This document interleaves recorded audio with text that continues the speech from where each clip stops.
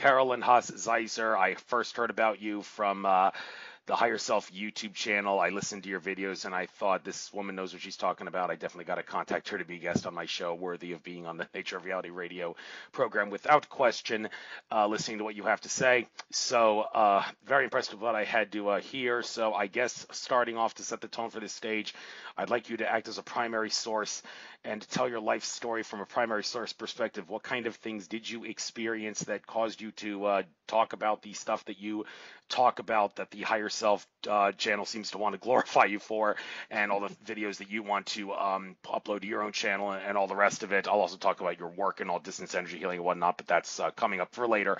So who are you? What have you experienced? Why are you talking about this stuff? And keep it educational, fun and educational, please. You got the floor. Okay, thank you, Andrew, for having me on the show. I really appreciate it. And I'm Carolyn Zaiser, as you said. And I guess what I could start with, if you would like, which might kind of level set for everybody, how I even got to doing these videos and channeling in the first place, because my YouTube videos are, very specific to channeling a group of angelic beings. And so I can basically back up and tell you kind of my life story, like you said, with respect to my awakening, and then move on from there. Does that sound reasonable? Yes, it does. I'm going to be on mute just so you know whenever you're talking. So if there's a Okay, delay in me responding, that's because I'm having trouble unmuting no my problem. headset. That's So, fine. all right, go ahead. And just feel free to jump in and interrupt me at any time if I'm, going on too long or talking about things that we don't really need to talk about. So, um, this all started with what I call my spiritual awakening, which was 2 years ago, in basically March of 2016, when my partner passed away from brain cancer, glioblastoma brain cancer. And the interesting part about this all is that I had spent 30 years basically living the typical American life, and really working for very large companies in management positions, Fortune 500 companies, blah, blah, blah, living my basic life, right? Nothing extraordinary, traveling, doing fun things. And I'm I'm not no youngster either. I've been around a while. I worked 30 plus years in corporate America, and I ended up meeting this gentleman kind of out of the blue in my hometown, and been single for quite some time, just kind of living my life, enjoying it the way I am, and I wasn't really looking for anybody. All of a sudden, I meet Kent. Kent drops in my lap, literally overnight. We decide we're gonna like go out to dinner, have a couple drinks. Well, long story short, we hit it off like we're almost like we're one person. It just felt so interesting. So that started a series of, and this started in 2015 when we met, January 2015, series of just kind of getting together, having a glass of wine, chatting, him coming over, blah, blah, blah. And we're celebrating his birthday on April 26th of 2015. We had actually been together a month and a half fully. Before that, it was just kind of getting to know each other a little bit, but then it really became kind of a thing.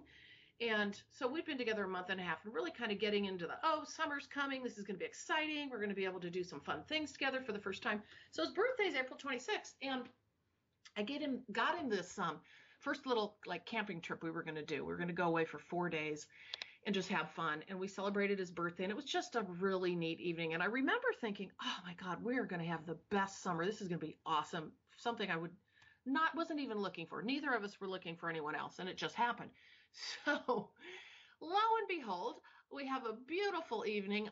We both get up the next day, in our separate residences, and we go off to work, and it's Monday. And I basically do my regular day's work, come home, and he usually texts me or contacted me in some manner. I heard nothing, and I didn't really think anything of it. I was so darn busy anyway, and so is he with our, the way our human life is. And I woke up the next morning, Tuesday morning, and I immediately grabbed my phone, and I had a mile long litany of a text from him that said, last night I fainted at one of the grocery stores. The university hospitals came to pick me up in the ambulance. I have been at the university hospitals for 8 hours. They have done brain scans on me over and over again. They had to do 5 MRIs and finally they found it. I have a brain tumor. And I'm like, oh my God.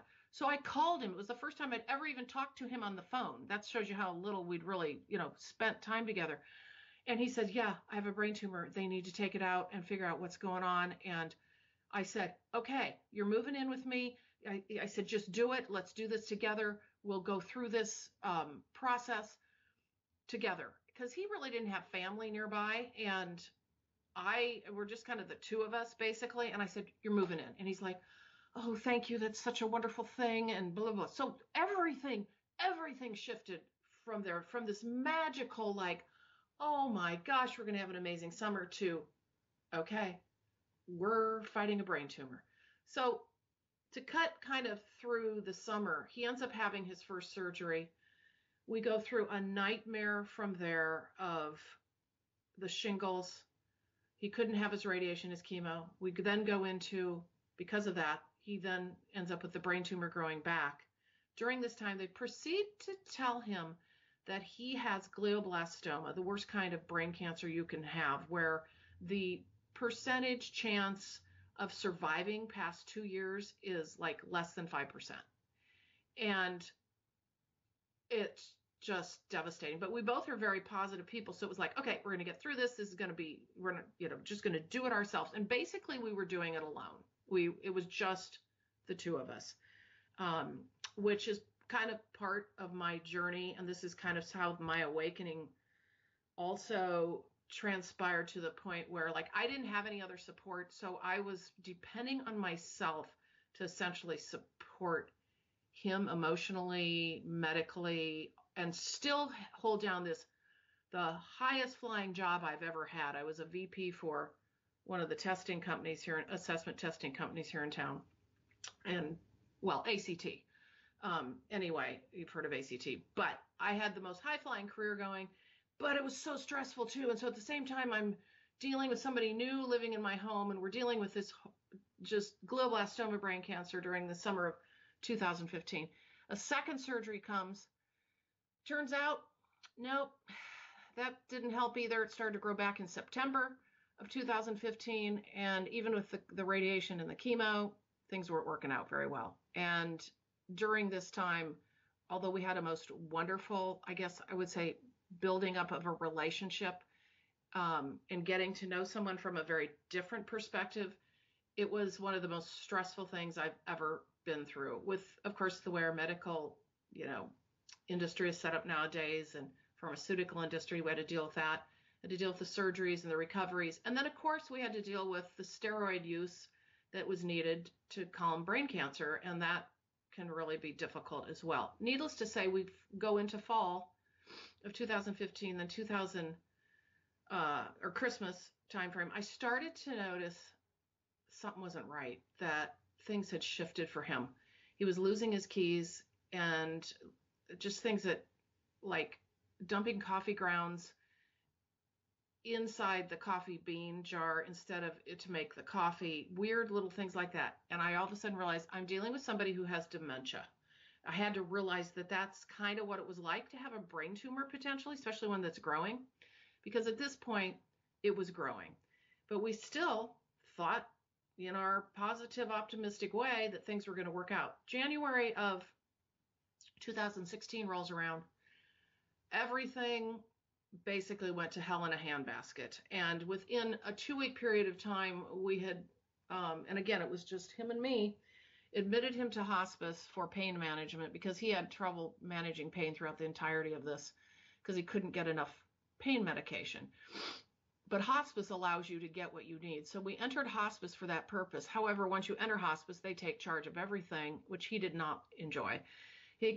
When he got out a week later, he ended up basically being, everything was managed by hospice, which was really a blessing in disguise. But for him being an independent person, it was not something that he enjoyed. He decided to move back home. At that point, we got his brother involved. And at that point, we moved everything out. And within a week and a half, I basically said goodbye to him for his brother to be able to take care of him during this time. I didn't know if I was going to see him walking down the street months later or what, but he just needed this time by himself, because he was really not pleased that he was in hospice. Well, lo and behold, he dies a week and a half later. totally unexpectedly, that we knew it wasn't good, but we thought he had months and months, basically. From that point, there's a series of things that happened where I felt just so devastated that I did not get to be with him and that he was alone when he died. And that is really when my dark night of the soul, well, my dark night of the soul happened during the whole hospice event. A lot of things occurred there, just a lot of emotion and just tragedy. And as I look back, I had thought for the longest time my awakening started then. But my awakening actually started in 2010 with a different situation, but it was very calm and gentle. And I didn't even know I was going through awakening until I had my dark night of the soul when he passed away. I instantly, and I kid you not, instantly, within a week, I knew he was with me still. And I could give you, and I won't go into this because we can, I don't think this is why we're here today, but I could talk all day long about the signs and messages I have received since he passed away. I have 170 pages of signs and messages. I decided to start journaling them the minute I got the first one, which essentially was, I knew something was shifting in me as well. I knew that I was changing. I didn't understand it, but I started to get, like for instance, I knew he was there because all my lights went out one day. They started flickering, and then a whole bank of electrical outlets went out. And my friend who was visiting said, maybe that's Kent. And then all of a sudden I started realizing, okay, he's here all the time. And things were starting to appear in the house. It was awesome. And I started journaling it. I knew he was with me. And so he was showing me things physically. Okay. It was physical signs, manifestations, all of that. But then, and this is actually getting to how I got the YouTube channel, because this is such an interesting journey. As it turns out, forget the 170 pages of signs and messages, because that's part of this whole awakening journey for me, but I started to hear him. And as I was doing this, I was also learning on the side, trying to understand. I was no longer working, by the way. I had quit my job during all of this, so I was like a blank slate, okay? Quit my job. I don't have him anymore. I am basically just delving into what is going on with me, what is happening. And I didn't even know what awakening was. So long story short, I ended up finding out about it, understanding it, delving into these signs and messages, realizing I'm starting to hear his voice or his words inside my head. All of a sudden decide from what I'm reading, oh, I'm clairaudient. This is starting to happen. So as the journey continued from his passing after February of 2016, I went on this most incredible journey over 2016 of realizing that not only was I becoming clairaudient, but I also very much had mediumship abilities. I mean, not just with him. I would stand at the kitchen table, and this is really interesting. Open up, I still get a newspaper. So I get up, open up the newspaper in the morning. I'd be having my coffee, and this is summer of 2016.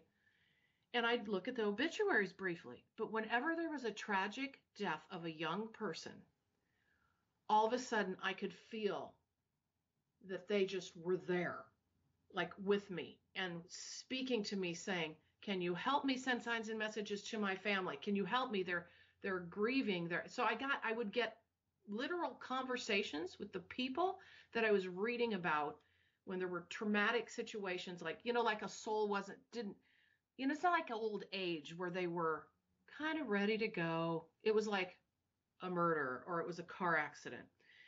So they would arrive and show up. And I remember the first time it happened, I just very calmly said, Kent, can you help this individual find their way to where they need to assist with signs and messages, blah, blah, blah. Long story short, I start having conversation. This is the beginning of conversation that I'm actually having, not only with him, but I'm able to actually realize, I think I'm able to talk to people who have passed. So I started studying that. I went to a James von Prague conference, which was so unlike me. I went out to California. What in the world am I going to a week-long mediumship conference for? Well, that solidified everything because it was the most incredible experience with about 150 other people where I realized, yeah, I really can do this. And so I was very much focused on mediumship for 2016. I knew something was going on. I had him there with me all the time. And by the way, he's still with me, just as he was previously, just kind of in a different role. Um, During that time, and I'll back up and talk about the healing part of this journey later, but so during this time, I'm actually going through 2016, realizing, I think I'm really interested in mediumship. At the same time, I'm very clairaudient, and that became even more pronounced in November 2016, December 2016, when I started to think that I was hearing other beings, and they sounded it wasn't Kent. And when I hear, I don't hear a voice so that I could recognize that it was someone. I get intonation, tone, rhythm, and that's how I know. Oh, and also the way they use words and the type of words they use. Okay. So I started realizing I was hearing more than just him. And in January of 2017, this is when everything opened up with respect to clairaudience. I ended up channeling a group of angelic beings that came through for a women's group that I'm with. And they literally just provided me the most beautiful channels that our group actually needed at that point in time, because I would go into meditation and it would just show up. And I end up recording them on my iPhone, and then I transcribe them. And that's how we end up with the channels. So that was my first real experience of fully channeling a group of angelic beings. I'm like, wow, this is interesting. So in March 2017, I decided I was going to take a vacation for myself, went out to Sedona, Arizona.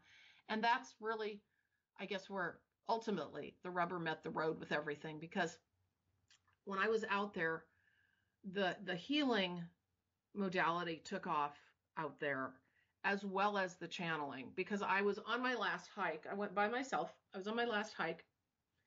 And all of a sudden, I get just stopped straight in my tracks with this energy that came over me. And I heard, "We are the light keepers. We wish to speak through you for those who are awakening." And essentially they told, and I said, okay. And I knew I was clairaudient, but this was a new group now. And I said, "The light keepers." And they said, "We wish for you to make our messages known to those who are awakening." So I come home in March of 2017, and I'm sitting doing channels with the light keepers. I was doing it almost every day for a while. I ended up with like 70 channels over the course of summer of 2017. And then I started to, I typed them up, every one of them. And then I thought, I'll just put them on Facebook somewhere. And I didn't have a Facebook page other than my personal one. So I would post out on like Awakening Community, and that wasn't really going well, but I thought, at least I'm getting them out there. And then all of a sudden I realized, I'm not doing this anymore. It's feeling like this is right. So in the meantime, I started my own business, which is another part of this story. But then starting in January of 2018, mind you, I continued channeling through 2017. I was starting my business, but this channeling piece with the light keepers was kind of this separate thing that I had set aside. But I felt like I was not meeting my agreement for them to, they showed up for a reason, and I was supposed to be their mouthpiece. And they're a group of angelic beings, by the way, too. And I was like, I have to do something. So in January of 2018, just this year, I knew something had to give, and it had to be different. So I thought, I'm going to start a YouTube channel. And so I started this YouTube channel there where you found my channels through Higher Self, but they just recently picked me up and said they'd like to post my YouTube videos. And, I was like anybody else. I had just started my YouTube channel, and I'm like, I don't know how to get, how do I get an audience? Because I need to get this out to the right people. Well, you know how fate is when you go through awakening. Like things show up and happen and you get assistance as you need it. Well, all of a sudden, as I'm literally about a month ago saying, you know what? I just feel like I'm not getting to where I need to with this to get to the audience. And it's a lot of work. Plus I was trying to start my, continue with my healing business. And I had said, I think I'm going to slow down. All of a sudden, that same week, Higher Self, Dawn, who runs Higher Self, writes me and says, we'd love to have your videos on Higher Self. Well, Higher Self has like 400, almost 400,000 subscribers. And I'm like, holy moly, I'm not supposed to stop doing these videos because I regularly channel the Lightkeepers. So I have plenty of material. Plus, if we give them topics, they'll speak through me, you know, forever. And so I continue to collect more channels. So, I mean, it's a really kind of miraculous thing that happened. It's one of the many things, again, that has happened through my journey where, guess what? I now have a bigger audience, and it's not about me. That's the thing. I don't care about me having the audience. I want the Lightkeepers messages to get out to the people who need to know this information for their awakening journey. And frankly, that is their goal. It's about for those who are awakening, but everybody can use these videos if they're open-minded to understand that it applies to all of us because we're all in some way going through awakening. We just might not know it. But for those of us who know we are, these videos are so powerful with these words because what I've been told by the Lightkeepers is the power of the words coming into your being is beyond measure. And it's about seeing the words and hearing the words because they have energy when put together in the manner that they have put them together. And that has also been very a powerful piece of my healing business as well, which we can talk about later. But so that's a real long-winded, well, without all the detail, to get you to how I actually ended up with a YouTube channel that is very new, by the way. It just started in February. I had 60 subscribers up until a month ago. And then now I'm at 100 and I don't know, I think it's like maybe 90. But I've gotten 130 of those in the last month because of being blessed with being picked up by Higher Self. So it's been fun to meet people through that venue, and I get to comment, and they're very grateful. I mean, I'm really got the right people. I got the right audience because, they're really grateful for the messages, and they love the messages, and it's like it's hitting them, very deeply. And I'm like, oh my gosh, this is a wonderful thing. So, Andrew, there you go. I hope I answered that part of the question, kind of got you from where I started to how I got a YouTube channel.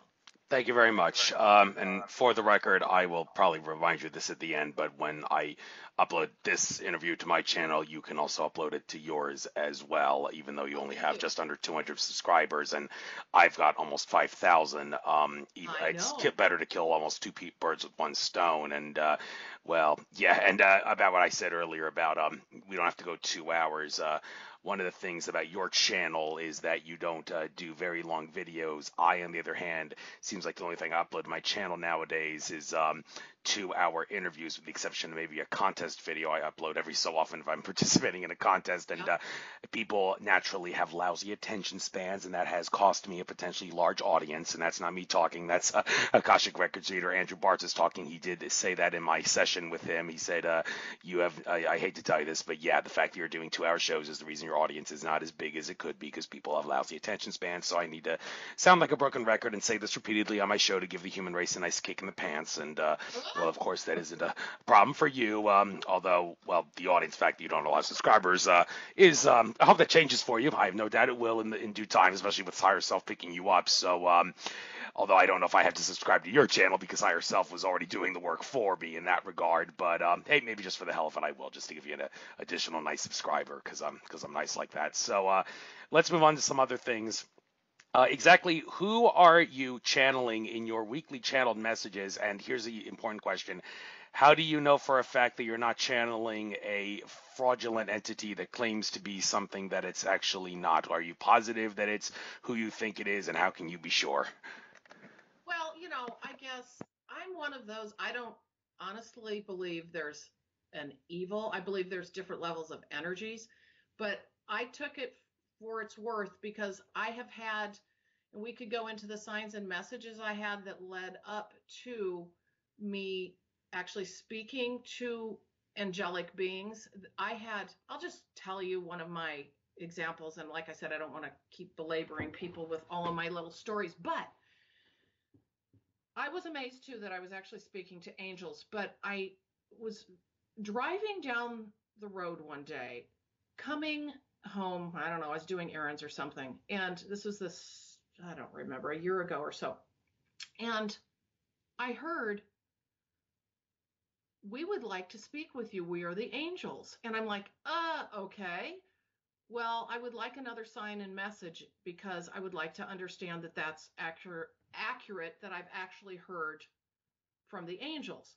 So I got about 30 seconds further down the road and I never turned the radio on, but for whatever reason, I turned it on and the song Calling on Angels was on. And I'm like, okay, that's weird. And then I said, okay, that's nice, but now you need to do it again. You need to show me that you really are wanting to work with me. That's what they had said. They wanted to work with me. The angels wanted to work with me. And so I came home. This is all within like 60 seconds period of time this happens. I drive in my driveway. I open up my garage door and I never would look in my rearview mirror as I'm shutting my garage door. Suddenly I look in my rearview mirror and I have a condo complex across from me and each window has like 3 panes, decent sized sliding glass doors. And they're all these very just clear looking. And suddenly I looked in my rearview mirror and I saw the largest outline of a manifested angel I've ever seen in the window. And I was like, oh my God. And I actually have pictures of it. Because I stood there, I sat in my car. I thought the minute I get out, something's going to change. So I just took pictures in my rearview mirror and I was able to actually get the image. And it looks a little bit different than what it obviously did when I was seeing it, but I did get pictures of it. So anyway, I was just flabbergasted. And the thing is, if you knew my journey, like everything, single thing that happened from the moment I had my first sign in message, I mean, I literally took a whole room in my house and I put up huge 3M stickies, the big white sheets. I used colored stickies to track all of my signs and messages, all of what was coming through, and it has literally been my yellow brick road for this entire journey. So I tracked all of that you just asked about with respect to angels, and this it was one of the largest signs that I received. And I would always get confirmation back, basically, when I would need it. Um, so consequently, I'm trying to remember how I started working with. Oh, okay. They wanted to work with me, but they set the stage for that, and then the Angels of Divine Inspiration, and they give me the names too, for the ladies group that I was with, came through. Their angelic words, and well, if you listen to any of my YouTube videos, you can tell they speak differently. And in my healing sessions, they also work with me. I work with a full team, but the words that come through are highly angelic. And I can actually share some of that with you later on if you'd like, from a session without divulging a name, just so you can get a sense of the wording. But I just know, I know this is who I'm talking to. I have had far too much occur to have any of this be coincidence or even think that it is negative. There's just, I don't think about those things, I guess, as far as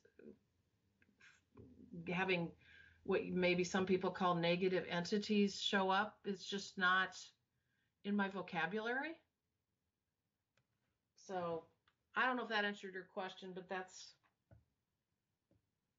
Well, that's all right. You did the best you could, I'm pretty sure. So, moving on to some of the other things, we'll try to cover, I guess, a little bit of all these videos that we can cover, even if it means having to do them all on the fly, just so we can get multiple subjects into this 2-hour show. So, dreams are more than you imagine. Okay, everything happens for a reason, they say, and that is especially true with dreams. One of the more unusual dreams that I had recently was some Polish girl who works at my job, who I looks a lot like my mother actually looked like when she was in her early 20s and late 30s, and all this girl's a couple years younger than me, and she looks just like what my mother did when she was her age, and speaks Polish just like her mother does. It's almost like she's a modern day reincarnation of my mother. She's pregnant. She just gave birth to her baby, and like about a week before she gave birth to her baby, I had her in one of my dreams. I dreamt that I accidentally walked in on her when she was in a bathroom, and she decided to punish me for that by starving me to death, or trying to starve me to death. And I don't know why I had such a crazy dream like that. I told her about it, and she didn't understand it. She thought it was kind of freaky, and so did everybody else. But I can't imagine what the significance behind that is. But some dreams that I have are.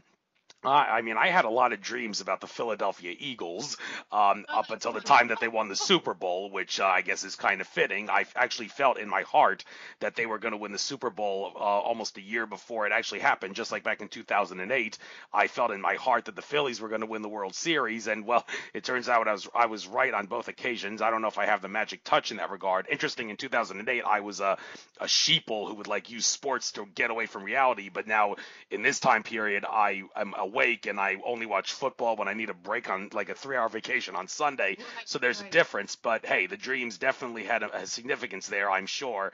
And well, I could go on and on with this, but some of the dreams people have, they're like, why did I dream this? It makes no sense. So dreams are more than you imagine. Well, how do you make sense of that when you're talking about dreams that like flat out don't make sense? Well, and actually, I'm not a dream interpreter. I basically channel information that I'm given, and then I provide it to the audience. So I can't sit here and tell you about, what your dream meant or anything like that. But what they're saying is, and it's just one piece of what dreams are, because what they were trying to help, and I've got to try to remember this because I don't have those in that channel in front of me, but I believe they were talking primarily about the ego, how dreams can also be an opportunity for us to clear much of what the ego can present to us during the daytime. And so that was the premise of them coming through on that. I don't think it was a terribly long, I think maybe it was one of my longer videos, or channels. But so yeah, I don't do dream interpretation, and they don't really do that. They were just trying to explain how dreams are useful in kind of clearing some of that ego stuff that happens to us on a daily basis. Okay, fair enough. Short, sweet, and to the point. All right, another video. The magic of music in spiritual awakening. People like different musics of all kinds, and however, there are certain musics that they say like not really good for awakening. Well, I have a little bit of a problem with some of the musics that they've given that they say are not good for awakening, like death metal, thrash metal, like Marilyn Manson, Slayer, that kind of stuff. I was a little bit of a Mallrat Hot Topic fan. I went to Ozfest a few times back in my Mm-hmm. high school and early college days. Those days are gone now, and they say that music is not really good for awakening. But then again, I hear some people like Indigo Child, Matthias De Stefano, say like all these kids you see at like shopping malls on weekend nights that are like dressed out in all these like chains and spikes and all that and Hot Topic gear. We should actually have a lot of respect for those kids who seem like outcasts, because they're actually improving the awakening of the planet, which kind of flies in the face of the claim that the music that they like of Marilyn Manson, Slayer, and whatnot is not good for awakening. So if it's not too much trouble, could you maybe make sense of the contradiction, if there is one? Maybe I'm the one who's confused about this. And also, can you say like which genres of music are good for awakening and which aren't, or is it really like depend on the individual in this regard? Well, okay, and remember again, I am a channel, so I provide the information given to me. I don't tell anybody what to do, okay? This is to me, and I'll just speak from my own feeling about music, but what they said in the video, what the lightkeeper said in the video was, and they didn't have any recipe for music. They just said, go use music in the way that makes you joyous and happy, and go dance, and because it raises your vibration, and but they want you to take advantage of music. There was not any prescription in there at all. Now I will say, and this is me speaking, okay, this is just my personal opinion, is, and I honestly, I don't listen to a lot of other people's opinions. I kind of, if that's what they, if there's a prescription, they think there's a prescription, fine. I don't really feel there is for awakening. I believe that as long as the music, regardless of what it is, makes you joyful. Now, there are some that, like, maybe I don't know what they would be that would, like, not be good for awakening. I'm supposed there's a lot of some negative music out there, but I'm not that into that kind of music. But I think if it makes you joyful and you feel better for it, okay? If you feel better for it, then go for it. And I also agree with when you were talking about the kids in the mall and the way they're dressed. And this gets outside of the music topic, but I think that's where our creativity and our uniqueness lies. In fact, there's an actual, honestly don't know if this is a video that I did recently. I think it was on how our uniqueness, our being who we are supposed to be, rather than being funneled into this, way that society can make us think we have to be. That uniqueness, the way we stand out, that's what makes us turn in, like, really be one, because it's not about all being the same. It's about being that unique creation that we are. So, yeah, go fly your freak flag is what I say. As long as you're joyful and not hurting someone, and you're feeling good about it. So I guess I would say, with the video that I did and the channel they gave me, they're saying, go use music. Use it to your advantage. Use it to raise your vibration. Use it to make you happy. Go dance. Go sing.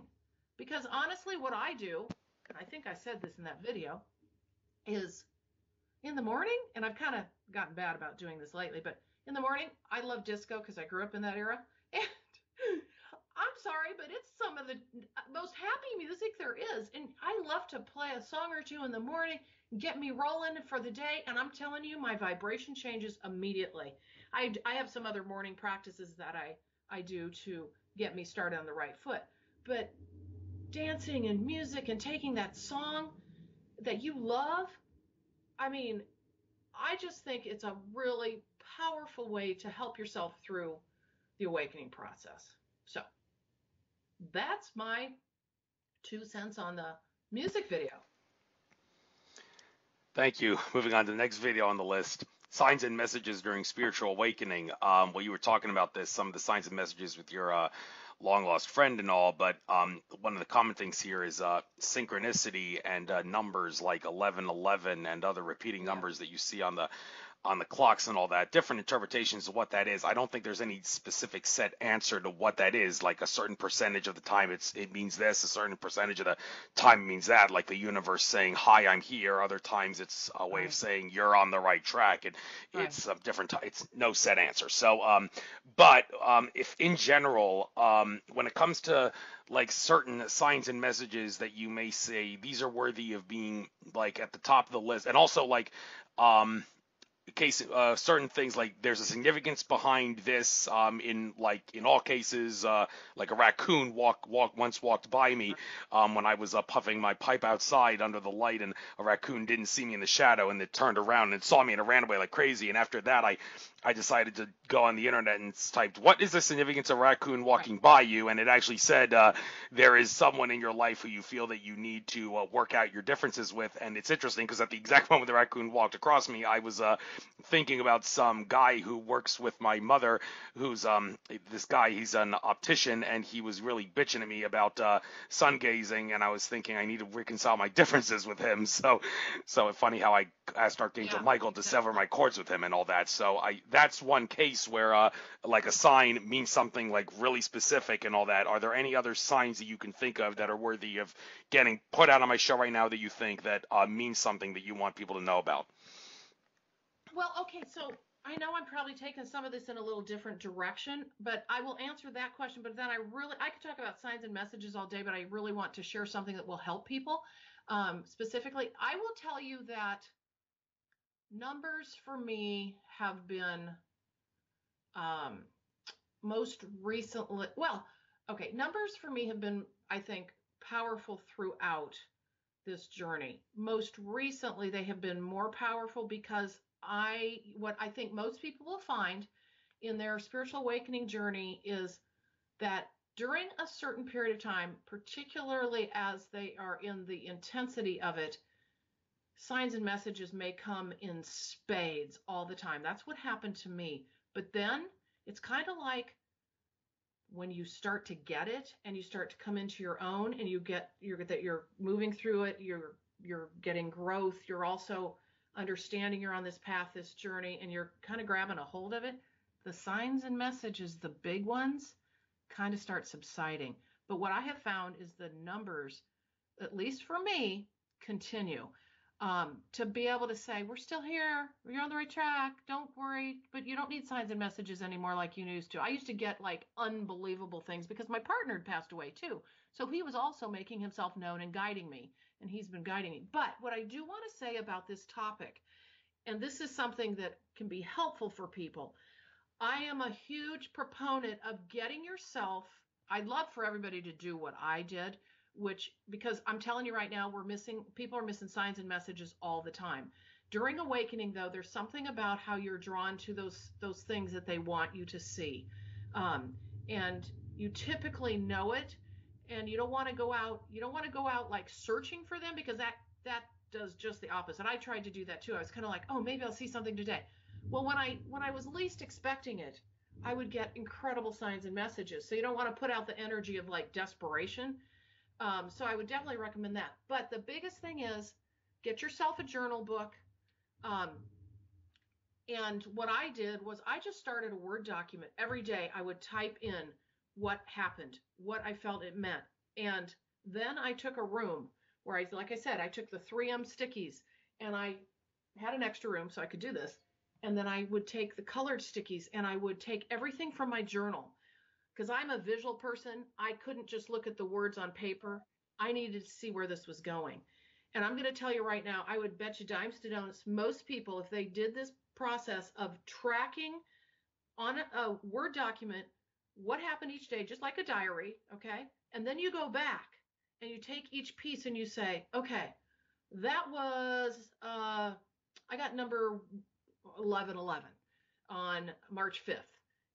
And then under the category of numbers, I would put a sticky that said 11/11, March 4th. Then maybe on March 16th, I would have 10/10, and then I'd have the list of all the numbers underneath the number category. And then I would have an animal category because I was seeing a lot of animal situations. And I would put the date, and then but it all came from my journal. So what I would see in my office, well, it's now my office, I had 13 huge sheets with stickies all over that had a real sensical organization to them. And I'm not kidding you, it told me where I needed to be going. There was so many signs and messages with respect to like why all this was happening, what I was to listen to, other things that I would get, like just verbal, or I guess I would say words that would come up, like pay attention. The words pay attention were showing up in spades for me. So that is what I would say to people. Journal, journal, journal. Do it because it'll help you document, and then you'll be able to go back to it if you want to do what I did and put it into a master form where you can really do some investigative work on what this journey is about for you. So there you go. Yep, sorry, I have trouble with my mute button. Okay, yeah, I've got my own dream journal, but the thing is, ever since I've been keeping the dream journal for, I think it's been about a year and a half now, I jot down whenever I have dreams, whenever I can. There may be a few times where I miss, but but the problem is I've never actually looked back and reread that dream journal to see the significance of the dreams. Is there like a protocol that you need to follow to determine when it's time to look back in the journal and reflect on the things from the past, or is it not really a set answer to that? That's a good question, because for probably, oh boy, I told you I had 170 pages, and then I kind of slowed down on actually documenting. I would say the first, for me, I was finally realizing, oh my God, I need to get this down in a different format because I'm just taking notes. Probably the first 50 pages, I just had a Word document. And then I realized, and I'm highly, highly guided by my inner being, my intuition, and I just kind of know when I'm supposed to do things. I've been very lucky on this journey, and I kind of have lived my life this way. So I just knew when I was supposed to. I've always done this through my journey, like known when things are supposed to be done. So I just started doing it then. I would say go with your gut. Don't like force something, just kind of start it at least. And then just feel your way. You may find a different way to actually make use of the signs and messages you're getting. It's to me, it's not formulaic, but I would say if I was teaching somebody how to, trying to help them through their spiritual awakening journey, I would definitely be teaching them my mapping process. It's actually kind of part of a process I used when I used to be in business management and for teams when we would have to work through processes. And so I actually employed it for myself in this. But so I guess there's not really, I would just say, listen to yourself. You're going to know. Mhm. Thank you, thank you. All right, here's another video. Reclaim your third eye. Now, this is one thing that I love to pick on Australian metaphysics expert George Kavasilis for.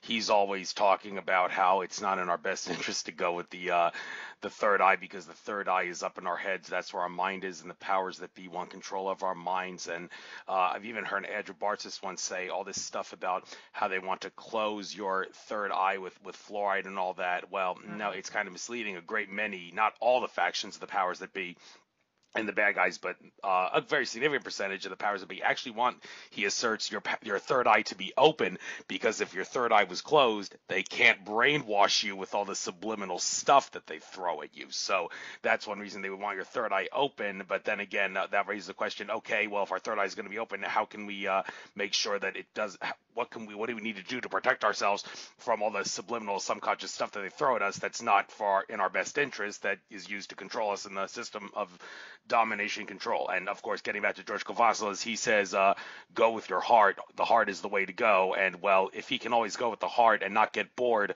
well, more power to him. But I always say variety is the spice of life. So if you're going with the heart all the time, you're going to get bored. I don't see any problem with going with the third eye or any of the other chakras. And he's not really into chakras at all. So he just Yeah. goes with the heart. So no variety. But I babbled long enough.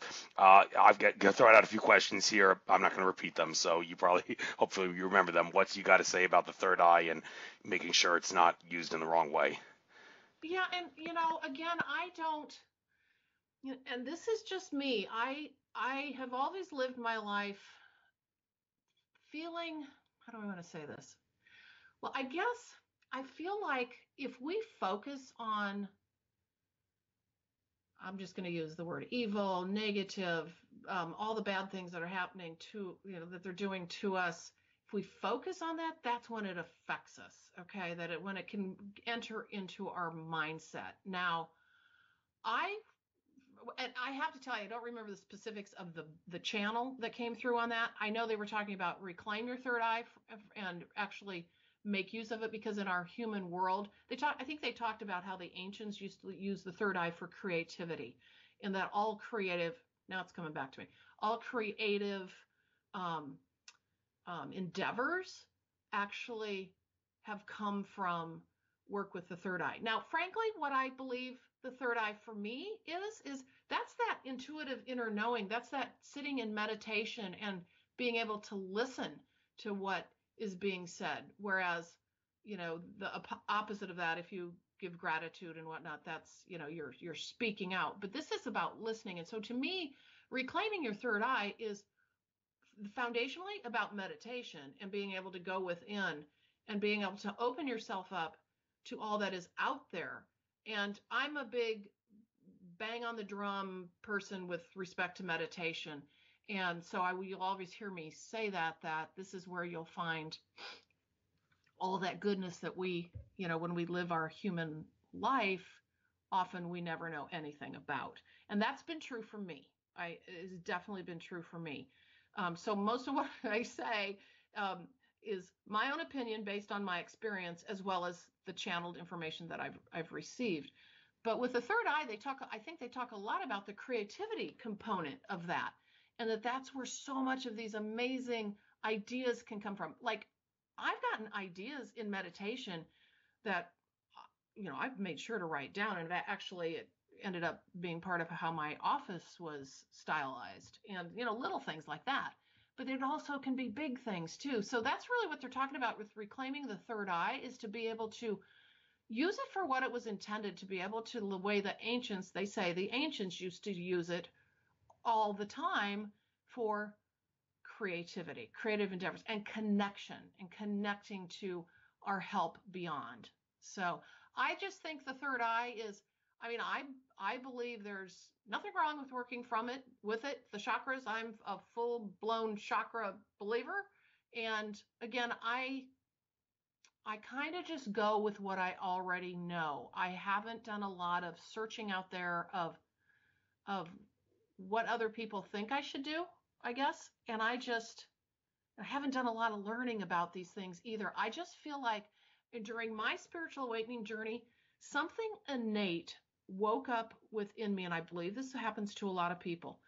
Something innate woke up within me that I have known for eons. And it's all of this knowledge it's just like, it feels like nothing can shock me or surprise me. I feel, and it should, because my life, my I'm 58 years old. I am, 56 of them were spent just being the average citizen. And never in a million years would I thought this. I was highly intuitive in the sense of, I went with my gut with most of my decisions, but other than that, no one would have expected this. So again, I think it's an innate thing that comes to you, that you know what to accept into your own journey. And I don't think there's a necessarily, I think there's a framework you can work within, but I don't think there has to be a recipe for everyone. And that's what makes it exciting. That's what makes it unique. And that's allows you to create your own journey. Okay, thank you. Since you mentioned you're really big on meditation and all that, a couple things I want to elaborate on and clarify here.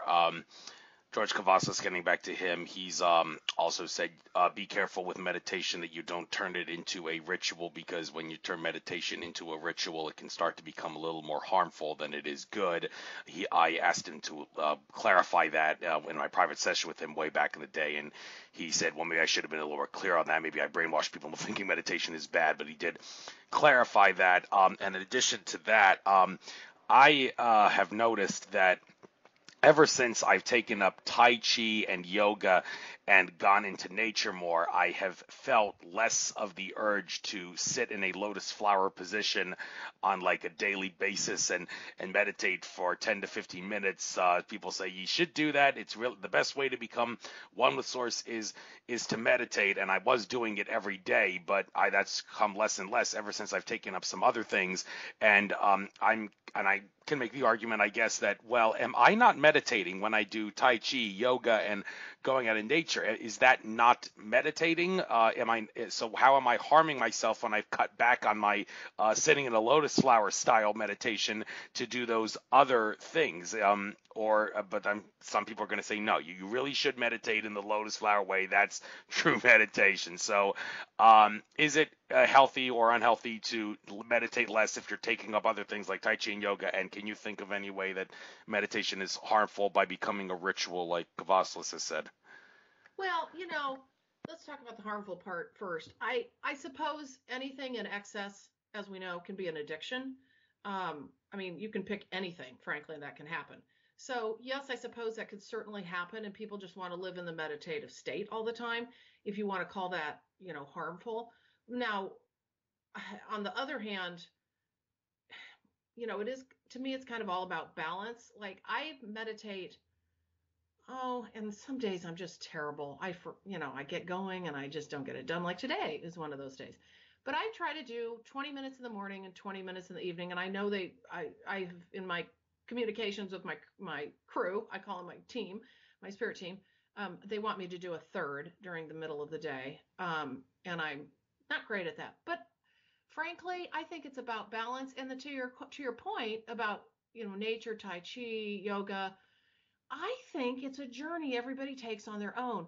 I will still say, I think meditation, like you, Andrew, you said you meditated for a while. I think everybody should do it and try it and feel it, because I think there's a lot to be offered there. And I just think that our human self, so often people just say, oh, I can't meditate, so I'm not going to even try. I can't meditate. I can't be that still. I'm like, no, just sit for 15 seconds, sit for 30, sit for a minute, and you'll see, and then you'll feel it. I think it's a great way for people to get introduced to that stillness in their mind. But then what you did is you probably intuitively knew, okay, I'm kind of getting the same jazz out of, doing Tai Chi and doing yoga. And if it feels right for you and you're connecting and you're feeling like I'm on my journey in the right way, then there you go. I just personally feel that once you get a meditation practice growing and going for yourself, it can be extremely powerful. And I will tell you that my channeling's a little, like, typically what I'll do is I'll set aside a specific time, or not time, a specific channeling effort, and because it's a little bit of a different vibration for me to go into. But I also will meditate, and then at the end I'll be done with my own meditation, and I'll just ask if there are any messages today. And that's where I get a lot of my poetry. And I don't know if you've ever go on my Facebook page. My Facebook page is a little different, where I post short little sayings and quips and poems, and also information that is of a general nature from my healing business. So that's kind of fun, and they're kind of neat. So that's when I get a lot of that information. That's why I like meditation for myself. Plus, it calms me and keeps me in the now. I'm not a big past person, like obsessing and worrying about past things, but I was a big future person looking out, because I had to be with the work that I did. I was managing big teams. We had, big projects we had to accomplish. So it's always looking out in the future.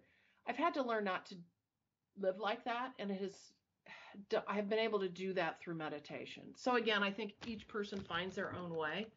And it looks like you have too, which is very cool. But you, at the same time too, you have had an experience with meditation that seems to suit you. Yes, it did suit me. It was like a once a week thing prior to the end of my calendar, and then for like 3 years after my calendar, it was like an everyday thing. And now that I've taken up several martial arts and several other practices, it's only become like Oh, that's cool. 3 to 4 days a week kind of a thing. So Yeah, right. But see, I mean, to me, again, well, you'll hear a lot from me. And again, this is me speaking. This is not my angelic crew speaking. But I mean, I think they're pretty flexible. I mean, it feels kind of like they want, it's your own journey. You're here to take your own journey. So like, not a lot of prescription. It's more like guidelines and more like supportive information. That is, I have found the angelic crew that I work with, the angelic realm, highly supportive. They're here for us. They want to work with us. And so that's who I primarily work with. And they are just all about, it's kind of your own creative journey, and we're here to help. no question. Moving on to some of the other videos here. Energy shifts, two-part series. Well, what is energy? Those people who follow the work of Einstein would say from a third dimensional level, energy is measured in joules, as in mass times velocity squared, and the E equals mc squared. That's the maximum energy that something can give out from a, but of course that's from a third dimensional consciousness perspective. When you're talking about how we're infinite, then no, Einstein's equation needs to have an asterisk on it saying this is only for third dimension. If you realize you're infinite, this is not applicable. And Ted Marr, who was allegedly channeling Albert Einstein in my interview with him, said Einstein, who first we call Professor Einstein, he alleges, said, I do want people to move past my work and certainly move past Newton's work. I moved past Newton's work and what I was doing. People need to work past what I was doing now and realize that I was a little too 3D in some sense in the work I was doing. So, yeah, move on. So what exactly is energy aside from the mass times velocity squared joules thing that Einstein is talking about? And if there's different kinds of energy, could you compare and contrast them? Yeah, well, I'm going to tell you right now, I am no energy expert. I am definitely I'm the least sciencey person you'll meet. I just can tell you what I know from my awakening journey. And it's all part of the journey that I've been on. And I talk about energy all the time. And those words should, based on my past, you'd think, why would I be talking about energy? But I know that what I work with, what we're surrounded with on a daily basis is energy, whether it's in the form of somebody's aura and vibration that they offer to you as you're with them, whether it's the, you know, energy of nature out with you, because whether it's an energy of walking into a room, I mean, we can all have those experiences where we feel different when we're in a different environment. When we go out to nature, is it any wonder we enjoy, going out into nature? Um, energy affects us. Everything's made of energy ultimately. And I feel like what I know is that in my healing business is I work with an unseen energy that is offered through me into my clients through my angelic team, my guides, and our higher selves that I work with as well, and the angels. I think I said that already. But anyway, I am offered an energy that is then offered to those individuals. Now, I will not be able to go into any scientific explanation for you at all into any of that. I just innately know that I am working with energy every single day, and that it surrounds all of us. We have the opportunity to use it for our greater good, I believe, if we know how to harness it, in even healing ourselves, which I believe everybody can do, obviously with, some work. But so I'm probably not answering your question very well, but like I said, I just intuitively understand energy without even being able to really put it into some kind of science language or science speak. I just feel it. I think that's probably more than anything. I can feel energy more than anything, being rather clairsentient, rather than being able to intellectually explain it to you. So, and again, that's not Well, who I am. it's all right. It's all right. It's just makes for great radio conversation, and it's just something that's on the title of video here that you've put up, so it's worth Oh, bringing up. totally. And I think, to speak to what they brought through in that, and that was one of my first videos. But the channel has to do with how you actually, I'm pretty sure they address this, how you actually are able to utilize energy within your own being as well. And I got to tell you, Andrew, I don't remember that one. I don't remember that right now, like specifically what they spoke to. I know it was one of the longer channels, but so I just gave you kind of my 2 cents on how I view energy. No problem.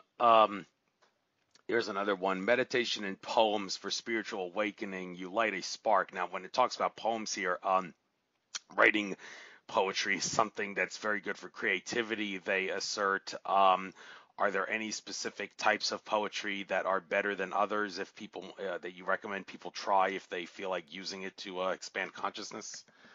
Okay, here's what I would do. And again, the poetry that comes to me is not me writing it at all. I can't write. I can write, but I can't write poems for the life of me. And that's why I was stunned that they started giving me poetry. And if anybody of your viewers channel, they understand that. They understand that it's not you doing it. I basically am a mouthpiece. I get the words and then I just record them and then I use software to transcribe it so that I can present it to the people that will benefit. But, you know, set aside okay, just sitting down in your human self writing poetry. Here's what I would try, honestly. Now, again, this is more sitting. I sit in a chair, just a basic chair to meditate. Okay. You could sit in a quiet place. You don't have to meditate, but sit and just go into yourself, take 3 deep breaths. And then if you do meditate, go in a little deeper. And I think you might be surprised if you just kind of have an intention to attempt to bring out some words, some poetic words. I mean, it's amazing what will come. You could also sit down and do automatic writing. Now, I haven't done that. That's a thing. I mean, where you can get information. It's kind of like a way to channel information, but it's through writing. You could sit down and, again, 3 deep breaths are really a wonderful way for me to start off my meditation and any channeling that I do. Start with that, pen and paper, and then just start writing and see. Don't think, just write. What comes into your mind, and just write. And now, as far as poetry goes, I got to tell you, I don't know one poem from the next in styles or anything like that. I just don't. But I call it poetry, what they bring to me, because it rhymes in many cases, but sometimes it doesn't rhyme. And so that's why I call some of those meditations, because I'm no poetry expert. I just happen to notice that I'm starting, and this has all happened since, I would say, February, March timeframe. Suddenly I started to get a lot of rhyming information. And I was like, wow, that's pretty cool the way they're bringing through a message to people. And I get that in my healing um, sessions as well, in the documents that are provided. A lot of poetry starting to show up. So, and don't ask me why that changed, but it has. So, for folks that want to try that, try sit down and just get yourself in a quiet, meditative place and go for it. See what happens. Good advice. Also, some other good advice here. See if you remember this off the top of your head. A video from 1 month ago. 5 tips, time to upgrade your body. Okay, we need to do each subject here on the fly, so you don't have to elaborate too much on this. But do you know what the 5 tips are? If I ask you to give a list them off the top of your head to upgrade your body. Well, no, because it's in the video. I didn't know we were going to talk about it. I could pull it up and we could talk about it. Well, pull it up. I mean, how are you going to pull it up? You mean the you have it listed in the video description? Well, I think so. I think they're Oh all. yeah. When I did tips, what I did is I would have captions. I always have captions in my videos. So if you were to play that, you would see the 5 tips. But off the top of my head, I mean, I got 40 some videos out there. I can't remember what those were. If it's not too much trouble, why don't you upload that now and see if the 5 tips are listed in the video description, and then it'll refresh your memory, and then you can state those tips here on the air on my show here, so people will get some valuable. Well, that means I have to play the video. That doesn't seem to make a whole lot of sense. Well, can't you mute it as soon as you upload it? Well, yeah, I can if you really want me to do that. Okay, hold on. This is going to just take upload it. Hit the mute button right away so nobody hears it, and then check the video description. And all right, hang on. This is going to take a bit. You might want to go ahead and talk in the meantime. All right. Well, you don't have your computer screen in front of you. Okay. No, I do. But I'm not. I didn't know we were going to go specifically into YouTube videos. So hold on. Let me just do it. I'm going to have to play it, and I'll get it pulled up. Okay. No problem. We're looking at some of the other things here. Yeah, let's talk knowledge. Oh yeah, knowledge. When is it appropriate to call someone ignorant? That's another thing we could talk about. Say goodbye to guilt. Oh yeah, freedom with forgiveness. Oh yeah, you gotta forgive in order to resolve karma. That's something Dolores Cannon's talked about a lot. So yeah, there's a whole slew of things we can talk about here. And this full moon we just had yesterday. Big picture, big dreams. That seemed to be the theme of the full moon we just had. And I got a lot of big dreams coming up for the future. Recently switched my my calendar for going, instead of going to Peru in October, I'll be going there in December for that pilgrimage to Machu Picchu. I can't help but wonder if I'm going to meet my dream girl there, considering that that the horoscope seems to suggest that, okay, that's when the planet Uranus is going back into Aries for a temporary period of time. And there's a few things about Machu Picchu that it seemed very significant to me and whatnot.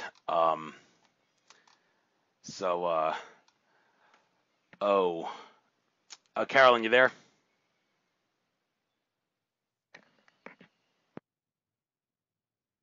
Yeah, I'm here, but I'm going through my video, so hang on. Oh, actually, I just clicked on that myself, and I just noticed in the description it doesn't even list the 5 things. So I guess if you don't know off the top of your head, then it's okay.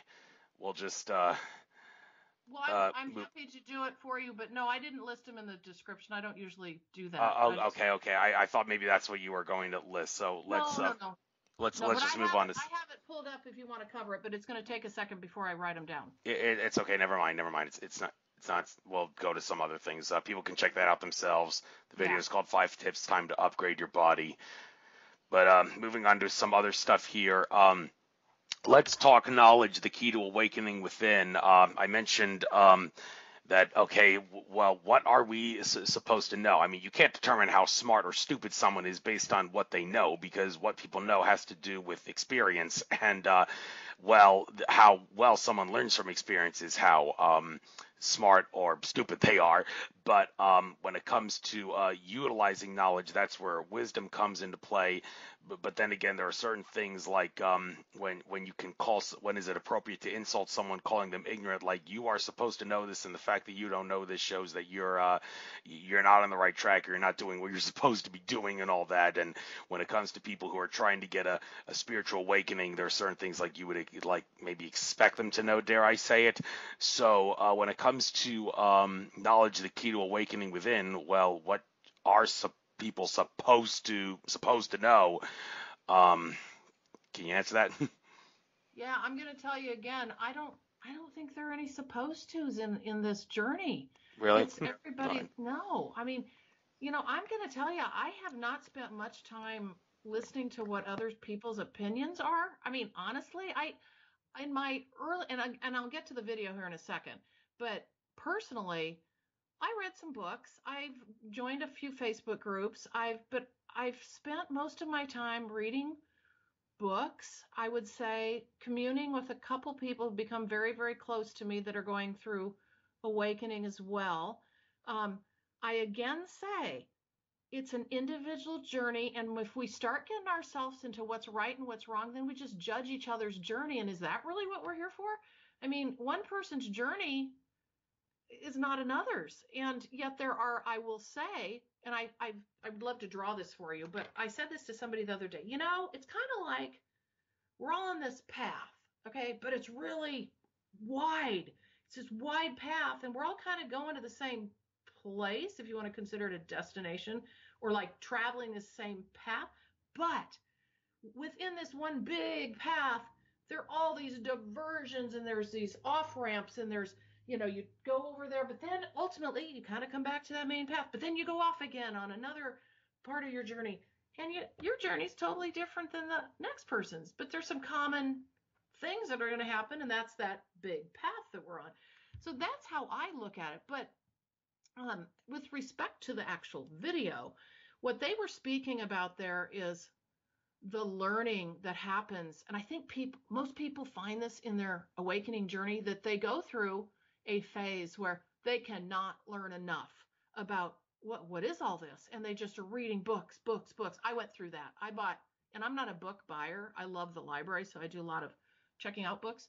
I bought more books in 6 month period of time than I have in my whole lifetime. And so I ended up with a little library, which was kind of cool. And they're all spirituality based books, but I just kind of knew what I wanted to buy when I needed them, and they were just there when I needed them.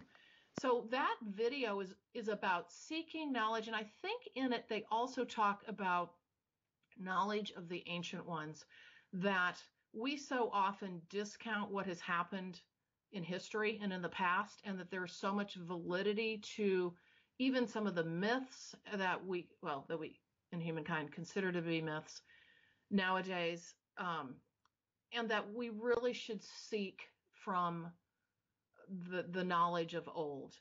And I'm pretty sure they covered that in there. But ultimately, they don't give you prescriptions on what to go seek. They talk about, I think this is the one where they say seek the ancient ones or seek the seers. And then what I do in that video, I give you examples of books that I've read, just to, basically, how did I learn? And I will say that on my journey, I kind of got to a point where the learning part, or I would say the book part, kind of subsided. Like, I knew I'd had a kind of enough of that for now. So I think you go in phases. At least that's what I found, and I know some other people have found that. So that's what I would say about seeking knowledge. Thank you very much. Another video worth talking about. Find Your Freedom. with forgiveness. The late Oh, Dolores Cannon was talking a lot about how one of the best ways to resolve karma, you got to learn to forgive. Now, when it comes to forgiving, there are certain things like, I mean, how do you determine when the way you want to forgive someone? Like, here's one way that causes controversy with this. George Kavaslis, I bring him up again. He once said, "I don't believe in seeking justice because to me, justice is glorified revenge." Now, some people would hear that and say, "What, you want to let people take advantage of you? So you're just going to say, well, okay, I'm not going to bother to get justice. So, okay, well then by you not wanting to get justice, you're basically inviting people to take advantage of you at all times." And sometimes this is where the law of attraction gets kind of screwy. You think that if you're being nice to everybody, then you're going to get nice things happening to you. But and I can speak from experience here. Being nice to a lot of people is bound to have people take advantage of you. And then once you realize, okay, these people are taking advantage of me, I'm not going to let them take advantage of me anymore. And then you resist. That's when the people start betraying you because they can't believe that you're not giving in anymore. And well, all hell breaks loose after that. And then you end up losing your friends and all that. And I have a few things dealing with that. And another thing that's dealing with forgiveness that's very close to me, my paternal grandmother who passed away in this past May at the no, 2 Mays ago actually, in 2017 May, at the ripe old age of 99. oh Uh, wow. she uh, she lied to me one time when I was about 14 years old. Not going to get into details, but I have reason to believe she lied, and I have no doubt that she lied to me because she thought the truth would be too hard for me to handle. And when I found out she died, I said, "Grandma, I miss you, but to this day, I don't know if I can forgive you for lying to me because I took it as a slap in the face that you thought I couldn't handle the truth, so you lied to me." So it's interesting I say that because Daniel Teague of Vegas Star Healings claims there is a female entity on my property in my family that's trying to communicate with me, and I can't help but wonder Oh. if it's my grandmother, and maybe she wants to say something to me about that. But anyhow, that's a whole other story. When it comes to forgiving people and whether or not justice should be thought of as glorified revenge, and why is it that when like the law of attraction seems to betray you when you're nice to people and they take advantage of you. How do you make sense of that? When can you make sure that you're nice to people and they don't take advantage of you? Do you have any way of helping people make sense of all this kind of stuff? Well, I mean, I don't think I can really speak to that piece, but what I can speak to is my personal view, and then I'll speak to what the channel was. And I guess it is my personal view, really, or not view, I shouldn't say my personal view. My personal experience with forgiveness, I guess, aligns really surprisingly with the channel. I don't have any difficulty forgiving, which is I've always thought was really interesting, and I've never understood that. I've always felt I've forgiven very easily, and not to the point where I've felt like I was taken advantage of, but more about that I'm not going to carry someone else's heaviness in my being with me. And when you forgive somebody, and they speak to this in the channel, which is interesting. I'm pretty sure they speak this in the channel, where when you release it, okay, it does not mean you are saying what that person did was appropriate and right by forgiving them. It means you're letting it go for yourself, and you're letting, as they say, you're releasing yourself from that prison that you've made by your unforgiveness. Now, that does not mean, in the human world, we have a justice system, and, probably rightly so. Fortunately, I've never had to use it, but, there are reasons for that so that we have a society that doesn't run amok, I assume. But, when we think about it from a personal level, though, we have choices we can make as to whether or not we harbor all of that, all of the doings of others inside of us forever and a day. And, or we can choose to say, you know what? I'm not going to live with that anymore. Now, something I will say is I am a person who I deal very directly with things that bother me. Okay? If someone I feel has wronged me, I do think it's important that you have that conversation and at least be able to say, you know what you just did to me was, and I don't mean 10 years later. I deal with things right now. And that for me is a powerful part of then being able to forgive. Because if you haven't been able to have a voice in whatever situation it is that has caused your unforgiveness or that situation, if you don't have a voice, then guess what? That's that voice inside wishing to speak out. So, you do. I mean, my personal opinion is, and it's worked well for me, is we have to speak up on our own behalf. It doesn't mean we have to get even, but we have to speak up. And of course, like I said, in the human world, we have the justice system. And I think for, good reason in many cases. But you can choose. You can still go through the justice system and, just use this as an example. You can go through the justice system. You can win your case, but you still don't forgive them necessarily. And you're still carrying that with you. And what I feel, and I do believe the channel might talk about this, it allows that lightness. And we need to be light. We need to be able to rid ourselves of any of that heaviness that weighs us down emotionally. So I guess that's my piece on forgiveness, my opinion, and a little bit about the channel. I really like that channel. I love that was one that really stuck out for me, and I just thought was so beautiful. Thank you very much You're for welcome. that. And what else can we talk about here? Lighten up and say goodbye to guilt. All right, now the guilt is one of those. It's another issue here of that causes a lot of controversy. I mean, people will agree to disagree on the issue of guilt like that. Let me use an extreme example here. The O.J. Simpson trial. Did he probably commit murder? Yes, he did. But did he deserve to be acquitted of murder? Yes. Not because the glove did not fit, like Johnny Cochran said, but because, and Alex Jones of InfoWars, I give a lot of credit for bringing this to light, he made it clear that the prosecution in his case did tamper with the evidence, which caused there to be reasonable doubt, which means there's a mistrial. So yes, because of that, O.J. Simpson deserves to be found innocent, even though he was guilty of the murder. And I know that there's going to be a lot of people out there who say I agree to disagree with you. I respectfully disagree, but then again, that's another justice thing where the officer abuses the rights of someone, so therefore the evidence cannot be used against him in court, even though the evidence proves he's guilty. Well, it's the officer is not supposed to abuse his authority, so we have to let the criminal go free, or else the cop is going to abuse his authority and do all sorts of criminal things, dare I use the word, to like violate the rights and cause hell on the public, and we can't have that. So I'm taking this to an extreme here, but when you talk about guilt and say goodbye to guilt, I'm sure you're talking about not really guilty of a crime, but guilty of feeling bad that you did something, and also maybe letting go and all that. Well, let's talk about both kinds of guilt. For example, the guilt of how do you let go of something that you did that you feel bad for, that you just can't stop hanging over your head, and what do you have to say to the example I gave that people that are guilty deserve to have a second chance if they were not given proper justice and a proper trial like O.J. Simpson was.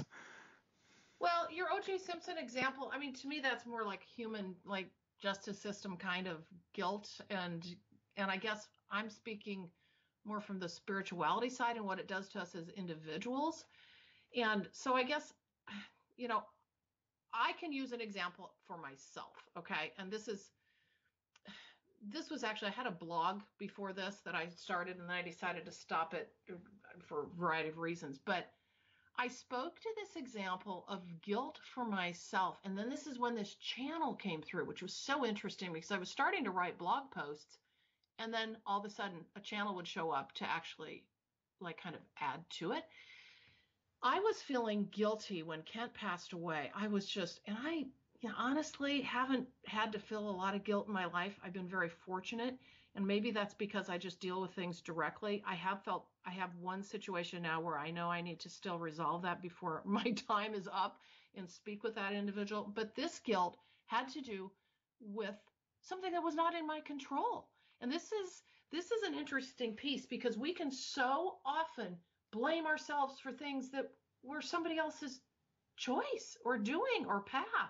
And so when Kent chose to move home, uh, what was it, like a week and a half before he passed away, I first of all didn't understand that, but secondarily, didn't obviously expect him to pass away in a week and a half, and I thought I would see him again, which I did not see him again. Oh my God, I was wrecked with guilt for, I mean, like, fortunately, only about a month, but it was because I thought, what did I do? I blamed myself for him ending up being alone when he died. I blamed myself for not having done enough when he was here, when all of that is just silly stuff, I now realize. But we do this to ourselves. We like, how could I? It's all about control too. It's like, what could I have controlled to be able to allow that not to have happened? And what we have to realize is every soul has their own path and their choices in their life that they have made. And they're going to make choices. He made a choice to move home. Okay. He wanted to be alone. He wanted to be that little animal in the corner to die on his own and not have the whole world around him, because he was a very quiet, private person. And I never thought about that at the time. And I had to deal with, Carolyn, you need to let this go, because oh my God, anybody, we've all felt guilt, but the guilt of having had someone pass away and you feeling like, and you can't even talk to them, you know, basically just devastated me. And I was able to get past that, and I'm very fortunate because first of all, I get through things quickly, but secondarily, he started talking to me and I became clairaudient. So, and that's I mean, literally, I'm clairaudient to the point where it's like, kind of like I'm talking to you, Andrew. I mean, so it became a conversation back and forth with us. And I was able to speak with him about this and work through my guilt. And also, I also went and spoke to someone to help me through that that guilt complex, a counselor who was really wonderful for me during my journey, during that part of it. So again, the guilt part speaks very much, again, very similar to the um, forgiveness channel that I received, in that what it does is it weighs us down. But I will tell you, it's a very different feeling. Not forgiving and feeling guilt, even though they're of the same, what I call vibration, they weigh you down, and they're very human made emotions, because of course humans have emotions, unforgiveness or forgiveness, and guilt. Those are two human emotions. They can weigh us down so much. And I do firmly believe that through the awakening journey, these are the things that surface. And you'll hear from a lot of people that, oh my gosh, all this stuff started coming up, old memories, all these things that people kind of have left undone. They show up in the awakening journey. And two of those things are the forgiveness issues and the guilt. So that's what I have to say about that channel. Thank you for giving your input.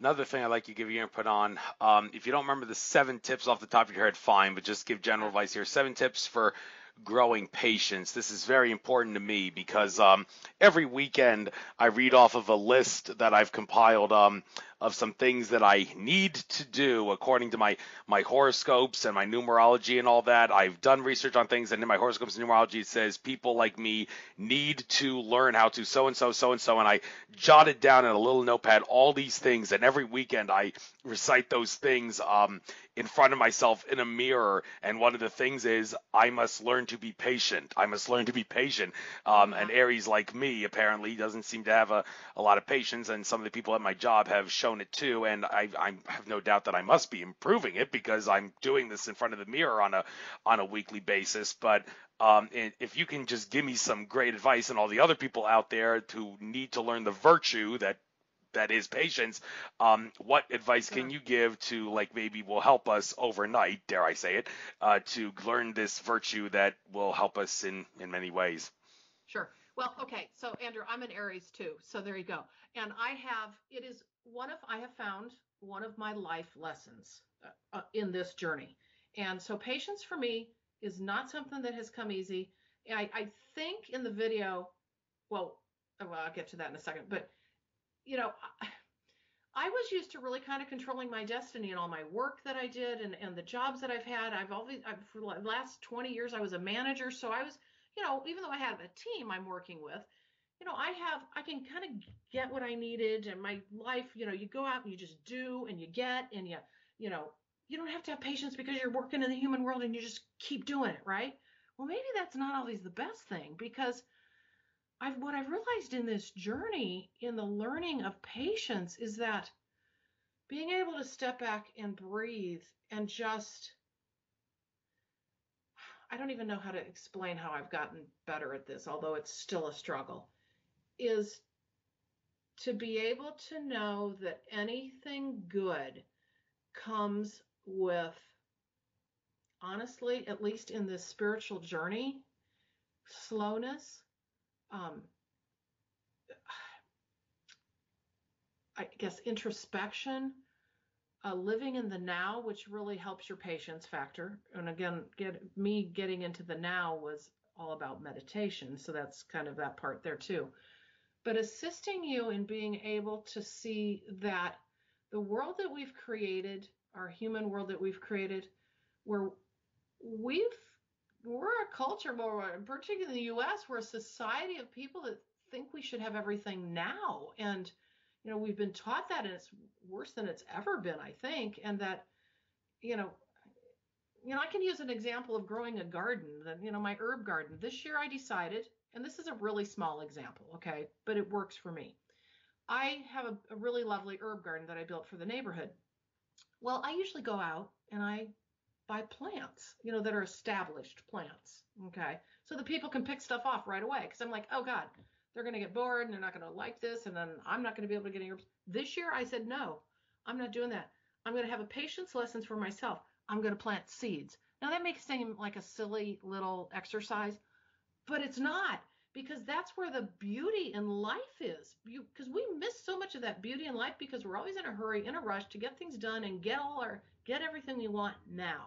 But that's not what the journey's about. The journey's about the little steps along the way. And honestly, that little saying, smelling the roses along the way, it's totally true. But so I planted seeds this year, and it's so awesome because it's like there's a part of me that wants to just go, okay, and I did this last year, go out and buy a plant and just stick it in the ground and damned be the seeds.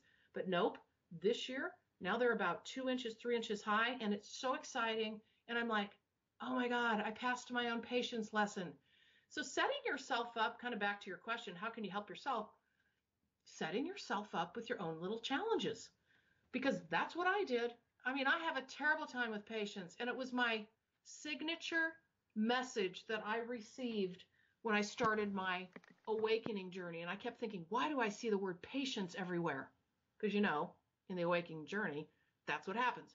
Pretty soon you're seeing a word all the time, or you're seeing a number all the time, or you're seeing, I don't know, raccoons everywhere. But set yourself up for little patience lessons, and you'll be surprised. I think you'll be real surprised. And I'm just going to go right back to meditation. When you live in the now, you don't have to be thinking about all the past and the future. And I still struggle with that, of course. Living in the now is very hard in our society. So I hope I covered a little bit of what you wanted on that. Yeah, and well, one little thing I want to touch on, I'm going to be touching on this in a lot of future shows, hopefully, and I do hope the people that I want to listen to this are listening. One thing about patience that I'm getting kind of impatient about, if you will, is the thing that should have happened allegedly 2 years ago with something that would have caused a great expansion of the consciousness of humanity in many regards. It was brought to the attention of a lot of people at Ted Mar's conference in Washington State in June of 2016, that there were plans in place to have Edward Snowden, Glenn Greenwald, and their fellow freedom fighters and whistleblowers and whatnot release documents which would show, for all intents and purposes, that the 9/11 Truth Movement was right all along.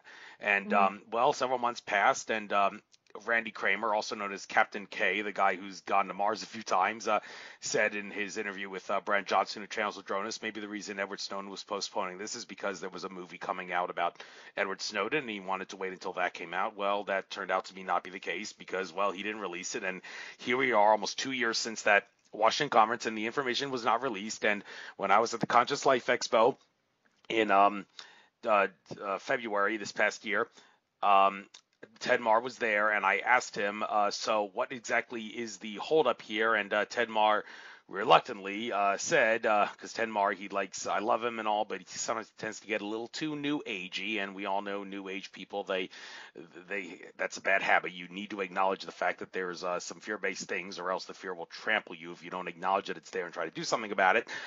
He said, well, the problem is the powers that be, yeah, they're scurrying like rats in a basement and all, but they still do have control, and they did make it clear that if Edward Snowden releases those documents that show 9/11 truth was right, that lots of innocent people will be murdered. Now, now I hear that and am I justified in saying, Snowden, you can't chicken out like this. You have to suck it up. You got to take it like a man. You have to release the documents. And if people lose their lives, you have to keep a stiff upper lip and say, so what? We're all infinite consciousness. There's no reason to worry about people dying. I can't give in to threats like this. I have to keep exposing, and I have to make it clear that threatening and killing people is not going to make me shut up, because if I do that, I'm only postponing the awakening of humanity. And not only that, I seriously, seriously doubt that the amount of people that are going to die if Edward Snowden exposes those documents is actually going to be greater than the amount of people that are going to die in the Middle East wars if the Middle East wars continue for eternity. And that is the plan. I should point out that the wars in the Middle East are supposed to continue for eternity, as Aaron Russo was told by his Rockefeller associate way back in the day. So am I justified, if you will, for lack of a better question, in being impatient with Edward Snowden? And do you think my excuses of you can't chicken out, you got to take it like a man, and you can't let the excuse people will die be an excuse to not release this stuff? Do you think I need to be getting in his face and be patient about this, or am I going about this the wrong way? Okay, so at first I thought, I don't know if I'm going to be able to speak to this, but I think I can on my own journey, and it's probably not going to be what you expect. So, the patience in a situation like this, and for me during the spiritual journey, I have learned that I'm watching less news, I'm watching little TV, and this is not something I've chose to do. It's happened. I was highly, highly politically involved um, for 10 years before my awakening. And I would just get whipped up over stuff all the time. I started my morning off with watching MSNBC while I'd have my coffee, and I would just getting going. I watched Morning Joe. As much as I love that show, it would just whip me up through the day. And I was always thinking about this. Oh my gosh. After the awakening happened, I all of a sudden realized I wasn't interested in being involved in campaigns anymore. I was not watching much TV, and this happened gradually. It just went away from kind of that's what would cause me such angst. And I have to say, and this may sound like an ostrich with her head stuck in the sand, but that's not the case here. I feel like I'm doing other work to assist. That stuff's going to happen anyway, and if we're going to let our high-flying spiritual self be affected by that, by those things that we don't control, then isn't that what they really want? I mean, isn't that what they really want, to whip us into a frenzy with the news and all the agony happening across the world? To me, where I can best be spent is to continue working on helping people, see their truest self, to see their best self, to become their better self, and to help them through this awakening. So that's where I've decided to focus my effort after being very much involved in politics and getting very whipped up pretty regularly. So to your question about whether you're justified or not, I don't know. I guess that's for you to decide, but I know where I would want to be spending less of my time. Everybody's got their own path to go on in that They regard. do. Yes. So, in the final 15, 20 minutes or so that we have in this interview, I'd like to give you the opportunity to make a sales pitch out of this, to talk about your services, distance energy healing, and service options, and all the rest of it that you offer. What kind of things do you offer? What can people get out of it? You can make a sales pitch. You got the floor. Talk about this, please. Okay, thank you. That's very nice of you to allow that. Um, and I will first send you to my website, Purple Rain Healing, and it's one word.com. and it gives you a lot of good information. But what I'll do is give you a summary, and I'm adding a new service. It's really pretty basic as far as the services that I offer presently. Um, if any of you, which most of you listening to this probably know Reiki, I mean, your average person sometimes doesn't know what Reiki is. So I usually start there and they say, what do you do? And I'm like, well, do you know what Reiki is? And if they say yes, then I'm like, okay. So then I launch into, I do distance energy healing. So if you think of it from that perspective, and then I typically, they ask, oh, so you don't need to be in front of a person. I'm like, no, this is something that basically dropped in my lap, which is kind of a longer story. But anyway, so I explained to them that I do distance energy healing, and I offer two different parts to that. One is for a single situation. Like if you have, I don't know, we'll just pick, migraines, okay, as an example, and you want help with your migraines. Okay, that isn't considered to be a single situation. Many people come to me with multiple situations, and so I also deal with that. So it's kind of more like a chronic acute kind of thing in a way. So I offer that, but what has become, so there's the healing session that happens, and what I do is I sit in my home and I meditate at the, there's a whole setup to this of setting up the appointment and everything. But anyway, what I do is I meditate, and the person that is my client will relax, meditate, whatever, turning technology off, being calm in whatever way works for them. And during the next approximately, I would say 50 minutes, what I do is I work with my team and I access their body. After I say a prayer, I access their body. I call in my help. And my deceased partner is actually, he's my I guess I would say healer, which is a fascinating story too, if someday somebody wants to hear that. But anyway, so we work together. I access that individual's body because I have their permission, obviously, by them saying, yes, I want a session. And I call in my team. We work through the body. I actually am inside the person's body, working processes. We work from head to toe. But the really cool thing, and this has ramped up exponentially in the last 4 or 5 months, is as I am doing the healing, I have my iPhone on and I have a really neat little app that is a recorder. And I also channel at the same time, and I talk back and forth to my team. So it's like I'm talking to you, Andrew, right now. And as we go through the session, I work from head to toe, and I visually see things happening. They explain them to me, but they channel amazing messages for each individual. They have started to talk about past lives on occasion. It doesn't happen with everybody, but I take what I get. Past lives. They talk about health. Basically, it's a whole lot of health and wellness, what someone can do. They also talk about their future and their mission oftentimes. Everybody's different, but most people are getting anywhere from it's a minimum of 5 pages. I don't know anybody who's not gotten 8 lately.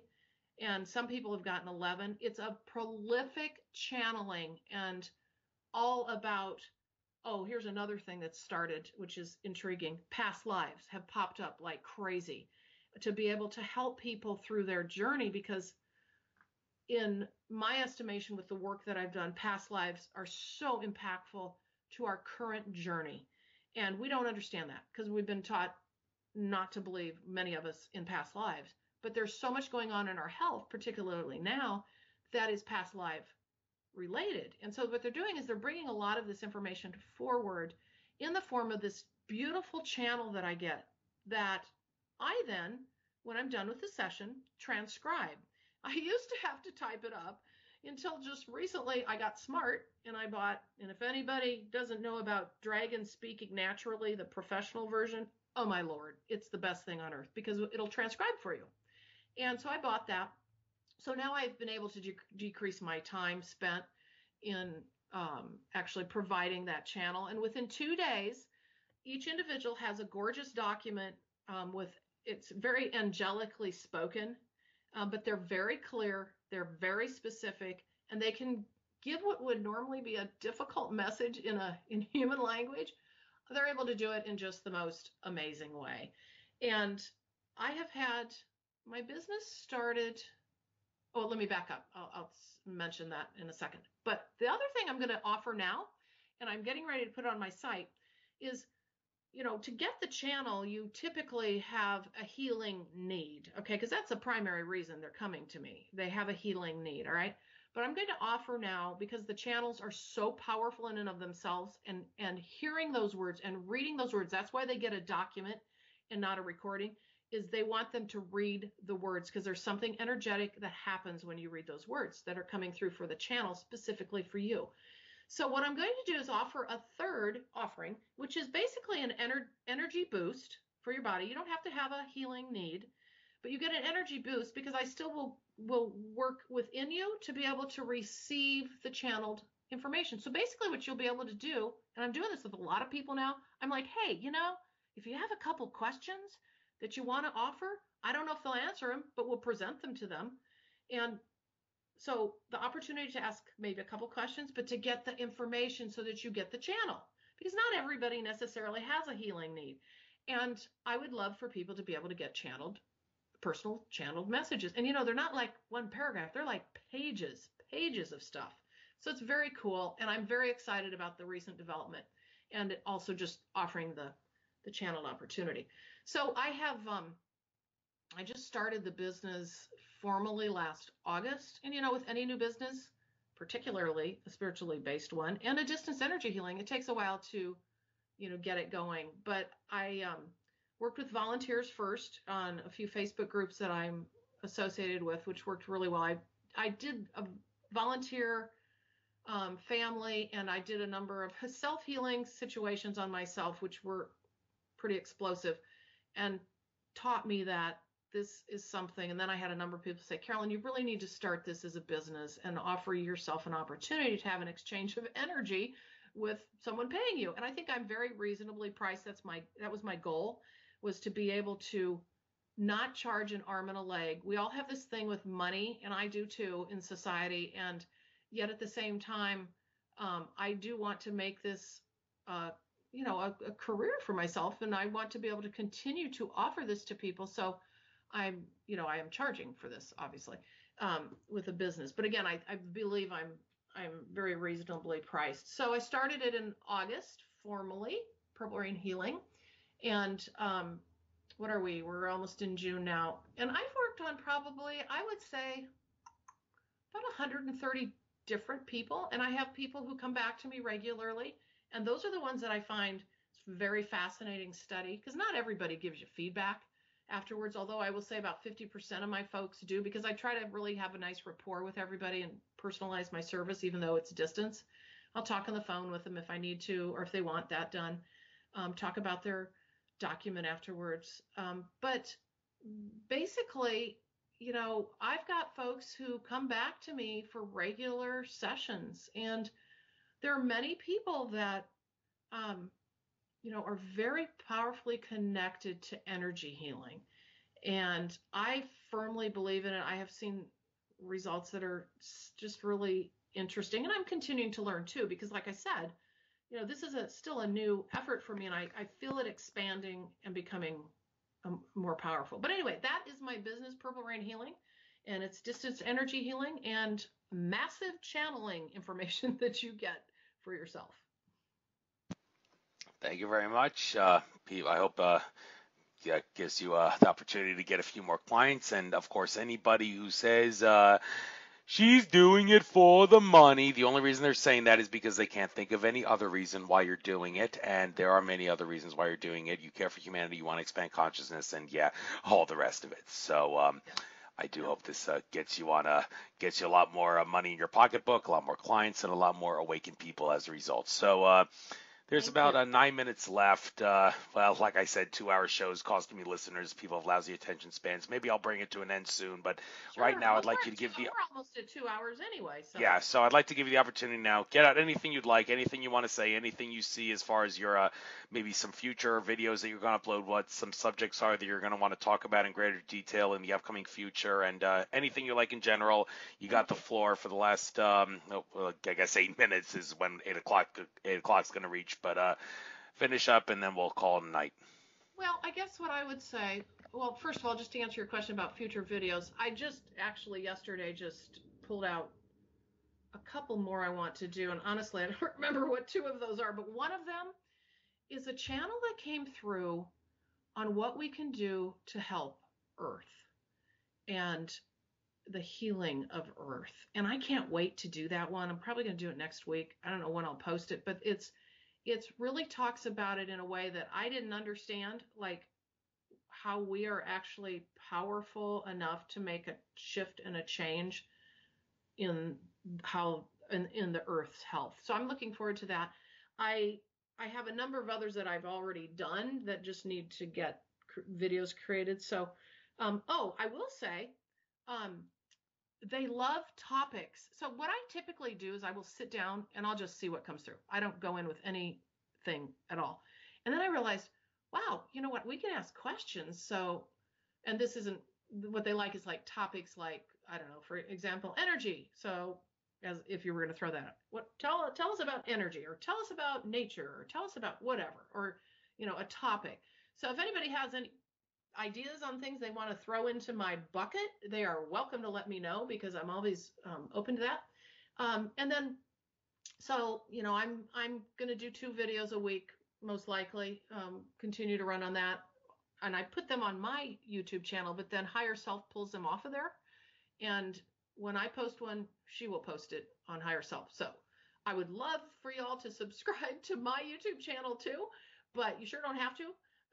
It's on Higher Self as well. But visit my website, Purple Rain Healing, too, because you have some opportunity to kind of get information there. You see my blog as well, and then of course I have my Facebook page. But lastly, I would say, just to leave everybody with kind of my overarching view of the awakening journey, is that I really believe it is unique and specific to each of us. And I think I said the other day, like, just go be you. Just journey through this with a wide-eyed look at it. And sometimes it can be so hard and painful, and it's not all beautiful, but ultimately it is. When you get through the crummy stuff and the difficulty of dredging up all the things we haven't dealt with over the years, it's a beautiful journey. And just know that it's kind of a never-ending journey, and do it your own way. And don't let anybody tell you otherwise. Use everything else as a guide. And I'm not saying don't go out and learn. Go out and learn. But then what you do is you take the nuggets of stuff that you've heard and you build it into your own practice. That's what I've done. All of my own practices that I do for myself personally are kind of bits and pieces of things that I either came up with on my own or that I maybe liked from somebody else. But it's not whole house listening to one person telling you how to do this and that you must. So make it your own, because that's what life is about. Becoming that unique individual and showing that creativity that you have. And I think you'll have an amazing journey that way. So I think that's all I really have to say, Andrew. And Yes, I and want to just thank you. I want to thank you immensely for having me on. This has been really interesting. yes, you are a very interesting guest, to say the least, and I've learned a few things myself having you on, and seems like I'm saying that with every guest. Well, it's a good thing I'm learning But a that's new thing good. with Yeah, every that's single great. guest that I'm having Learn on. from each So other. definitely knowledge worthwhile, and make sure I use the wisdom that I have to improve on it. So it was a pleasure having you on. I will transform this interview to a format that can be uploaded to YouTube. After I upload it, I will send it to you. You are more than welcome to kill 2 birds with one stone, or I should say feed 2 birds with one seed, because kill is not very appropriate, by uploading it to your channel as well. So Thank you. That's so nice of you. no problem. So, without further ado, I bid you good day. Enjoy the Yes, well, last stay in of this. touch. Stay in touch. That's great. Thank you so much.